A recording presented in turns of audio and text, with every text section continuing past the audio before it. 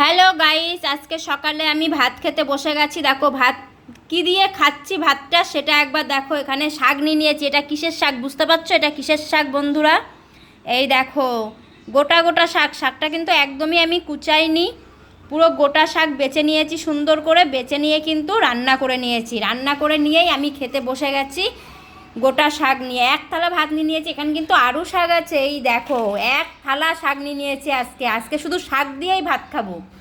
আজকে সারা সকাল দুপুর রাত শুধু শাক দিয়েই ভাত খাবো। আর গরমকালে শাকটা কিন্তু ভীষণ ভালো লাগে। আর এটা হচ্ছে বন্ধুরা পাটের শাক, গোটা পাটের শাক। সুন্দর করে বেছে ধুয়ে রান্না করে নিয়েছি। করে নিয়ে আজকে এই গোটা পাটের শাকের ভাত দিয়ে খাবো। দারুণ লাগে খেতে।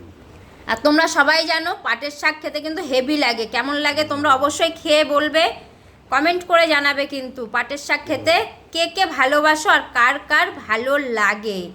আজকে আমি পাটের শাক দিয়ে এক থালা ভাত নিয়ে নিয়েছি। আর গরমের মধ্যে পাটের শাক খাওয়া কিন্তু খুব ভালো, শরীর ঠান্ডা থাকে। তা তোমরা যারা যারা এখনও পর্যন্ত পাটের শাক দিয়ে ভাত খাওনি, ঝটপট করে করো, করে খেয়ে দেখো, খুব ভালো লাগবে আর শরীরও ভালো থাকবে। ভিডিওটি লাইক কমেন্ট শেয়ার করে দেবে আর পাশে থাকবে। পাটের শাক ভাত।